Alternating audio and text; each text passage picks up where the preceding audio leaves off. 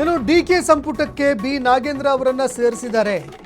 ಬೆಂಗಳೂರಿನಲ್ಲಿ ಬಿಜೆಪಿ ರಾಜ್ಯಾಧ್ಯಕ್ಷ ವಿಜಯೇಂದ್ರ ಹೇಳಿಕೆ ಕೊಟ್ಟಿದ್ದಾರೆ. 186 ಕೋಟಿ ಹಗರಣದ ಬಗ್ಗೆ ನಾಗೇಂದ್ರ ಅವರೇ ಒಪ್ಪಿದ್ರು. ಇನ್ನೂ ಕ್ಲೀನ್ ಚೀಟ್ ಅವರಿಗೆ ಸಿಕ್ಕಿಲ್ಲ, ಆದರೆ ಸಂಪುಟಕ್ಕೆ ಸೇರಿಸಿದ್ದು ಅಕ್ಷಮ್ಯ. ಅಧಿವೇಶನಕ್ಕೂ ಮುನ್ನ ಅವರನ್ನ ಸಂಪುಟದಿಂದ ಕೈಬಿಡಿ. ಡಿಕೆ ಶಿವಕುಮಾರ್ಗೆ ನಾವು ಎಚ್ಚರಿಕೆಯನ್ನ ಕೊಡ್ತಾ ಇದ್ದೀವಿ. ನಾಗೇಂದ್ರ ರಾಜೀನಾಮೆ ಪಡೆಯದಿದ್ರೆ ಧರಣಿ ಮಾಡ್ತೀವಿ. ರಾಜೀನಾಮೆ ಪಡೆಯದಿದ್ರೆ ಬಿಜೆಪಿ ಜೆಡಿಎಸ್ ಪ್ರತಿಭಟನೆ ಬೆಂಗಳೂರಿನಲ್ಲಿ ನಡೆಯುತ್ತೆ. ಬಿಜೆಪಿ ರಾಜ್ಯಾಧ್ಯಕ್ಷ ಬಿವೈ ವಿಜಯೇಂದ್ರ ಹೇಳಿಕೆ ಕೊಟ್ಟಿದ್ದಾರೆ.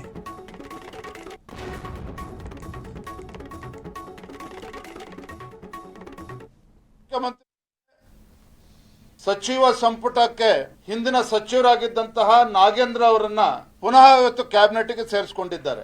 ಮಹರ್ಷಿ ವಾಲ್ಮೀಕಿ ಅಭಿವೃದ್ಧಿ ನಿಗಮದಲ್ಲಿ 186 ಕೋಟಿ ರೂಪಾಯಿಗಳ ಒಂದು ಹಗರಣ ಏನಾಯಿತು, ಇನ್ನೂ ಕೂಡ ಅವರಿಗೆ ಕ್ಲೀನ್ ಚಿಟ್ ಕೂಡ ಸಿಕ್ಕಿಲ್ಲ. ಸನ್ಮಾನ್ಯ ನಾಗೇಂದ್ರ ಅವರನ್ನ ಸಂಪುಟಕ್ಕೆ ಸೇರಿಸಿಕೊಂಡಿರ್ತಕ್ಕಂಥದ್ದು ಅಕ್ಷಮ್ಯ ಅಪರಾಧ. ಈ ಕಾಂಗ್ರೆಸ್ ಸರ್ಕಾರ ಪರಿಶಿಷ್ಟ ಪಂಗಡಕ್ಕೆ ಇವತ್ತು ಮಾಡಿರ್ತಕ್ಕಂಥ ಒಂದು ದ್ರೋಹ ಅನ್ನೋದನ್ನು ಕೂಡ ನಾನು ಸಂದರ್ಭ ಹೇಳಕ್ಕೆ ಇಷ್ಟಪಡ್ತೇನೆ. ಅವರನ್ನ ಹೇಗೆ ಇವತ್ತು ಕ್ಯಾಬಿನೆಟ್ಗೆ ತೆಗೆದುಕೊಂಡಿದ್ದಾರೆ ಇವತ್ತು ಡಿ ಕೆ ಶಿವಕುಮಾರ್ ಅವರು. ನಾವು ಆಗ್ರಹ ಪಡಿಸ್ತಾ ಇದ್ದೇವೆ, ಮಾನ್ಯ ಮುಖ್ಯಮಂತ್ರಿಗಳೇ, ಇಂಥ ಒಬ್ಬ ಭ್ರಷ್ಟ ಸಚಿವನನ್ನ ಸಂಪುಟದಿಂದ ಕೈಬಿಡಿ. ಹಾಗಾಗಿ ಮಾನ್ಯ ಮುಖ್ಯಮಂತ್ರಿಗಳಿಗೆ